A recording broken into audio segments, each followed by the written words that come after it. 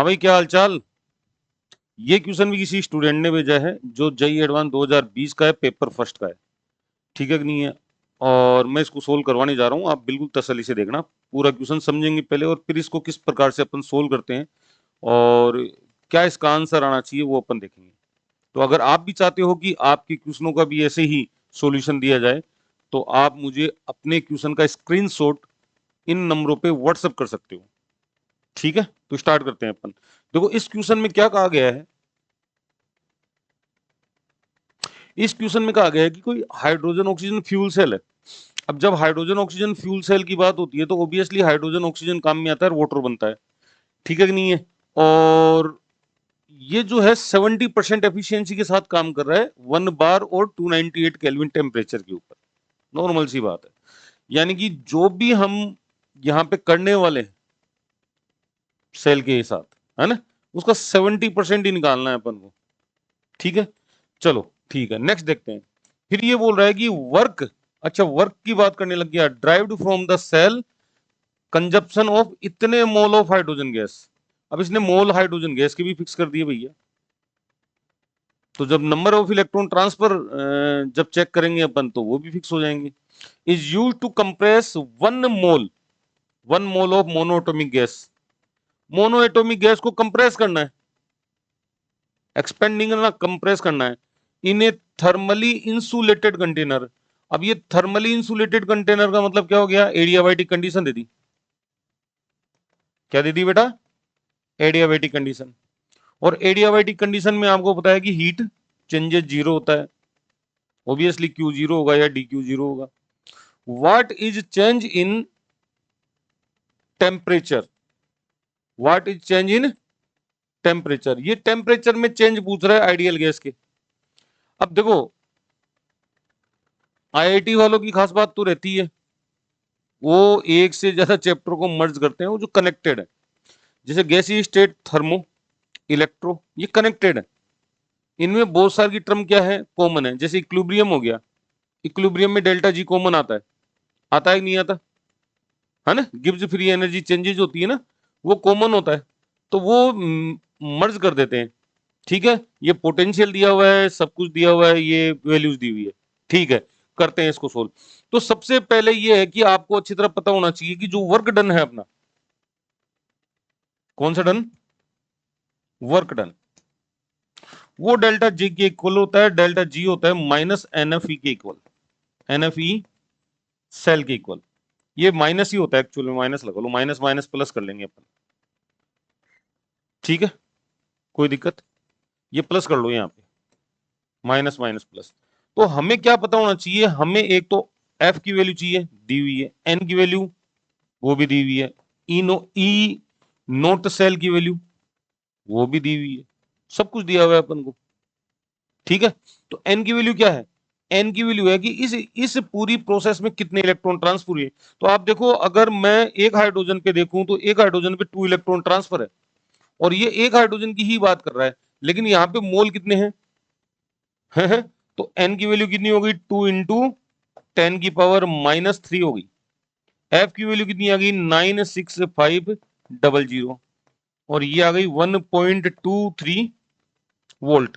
अब ये क्या होता है, ये तो मोल मोल है ये तो, और ये होता है कुलाम मोल इनवर्स, और ये होता है वोल्ट। तो यहाँ पे कट गया मोल से मोल और कुलाम वोल्ट बन गया। तो कुलाम और वोल्ट जो है वो जूल होता है आपका, क्या होता है, जूल होता है।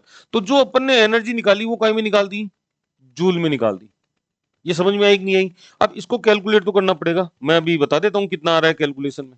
ठीक है भाई, तो इसको जब कैलकुलेट अपन करेंगे तो ये वैल्यू आएगी 237,390, और ये 10⁻³ है तो यहाँ पे लग जाएगा ये। ठीक है कि नहीं है, तो 237, तो ये इतना वर्क करेगा, लेकिन लेकिन लेकिन लेकिन सेल की एफिशिएंसी तो 70% है ना। तो एक्चुअल वर्क कितना आया, ये तो करेगा, एक्चुअल वर्क कितना आया, एक्चुअल वर्क इसका 70%, 237.39 इंटू 70 डिवाइडेड बाई 100, तो इसका कितना आया भाई, इसका आया आपका, देखो इसका आया 166.173 जूल। यानी कि इतना जो है वो अपने पास वर्क आ गया है, जो एक्चुअल में होगा, एक्चुअल में परफॉर्म करेगा सेल 70% उसके साथ।